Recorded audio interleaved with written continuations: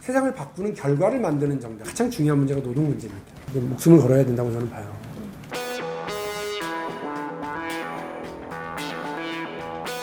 말씀하신 여당 역할 동시에 또 이제 더불어민주당은 여당이에요. 디펜딩 챔피언이에요. 우리가 동원할 수 있는 정말 많은 정책 기재들이 있어요. 그런 면들을 이렇게 이끌어 나가면서 안정 속에 개혁이라고 하는 거를 우리는 진짜로 해낼 수 있는 힘이 있다고요.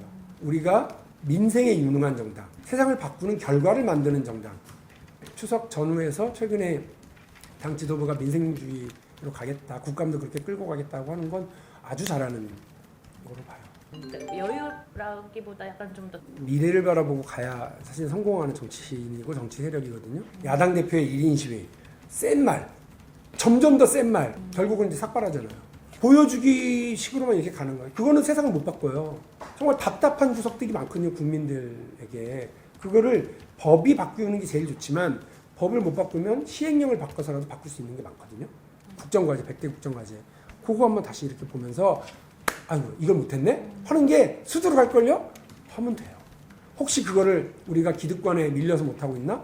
혹시 이거를 우리가 관료들에게 장애물 때문에 못하고 있는 건 없나? 우리가 까먹고 있는 건 없나? 보면 돼요. 좀 이렇게 불맛 터졌다고 할까요? 그래서 대기업과 기득권 세력들이 누릴 수 있는 자유는 극대화되어 있는데 20대 청년들이 누려야 될 자유, 직업 선택의 자유 있어요? 있지. 작동을 안 하는 거죠. 가면 절반 이상은 지금 노동시장이 이렇게 되어 있기 때문에 비정규직으로 돼요.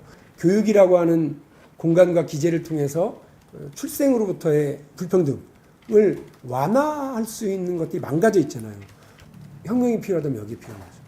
진보 진영의 자신의 아이들만 성공시키는 진보와 보수의 문제 아닙니다. 네. 기득권층과 네. 대다수 국민들과의 문제지 보수 네, 진보의 네, 문제가 네. 아니라고 보고요.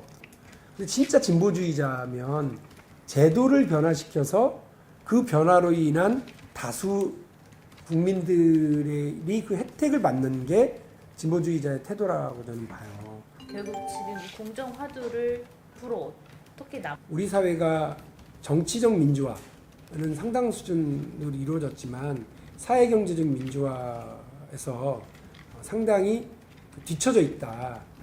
그중에 가장 중요한 문제가 노동 문제입니다. 우리 사회가 우리 국민을, 우리 구성원을 존중하지 않으면 어떻게 합니까? 존중이라고 하는 게 내가 당신을 존중합니다라고 증명서로 확인돼요? 아니요. 시장에서 그 위에 노동에 대한 평가를 하는 거예요.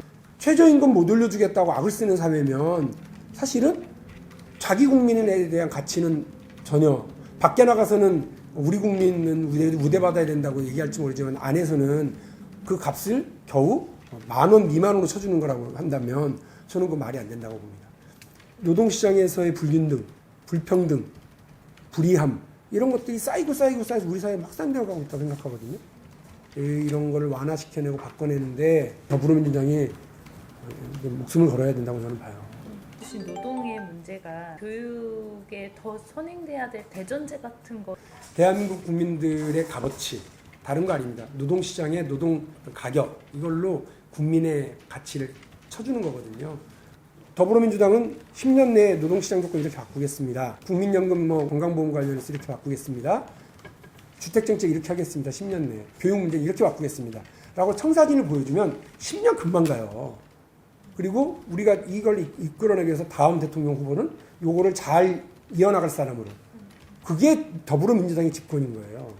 그리고 국민에 대한 약속이 집권하는 거예요.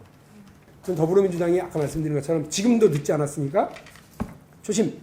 대통령이 뭘 약속했나? 10년 뒤에 어떻게 바꾸려고 그랬나? 보고 이대로 지금 할 수 있도록 해야 되는 게 맞다. 저는 그 방향이 틀리지 않다고 보거든요. 대통령이 약속한 방향이. 그렇게 가면 돼요.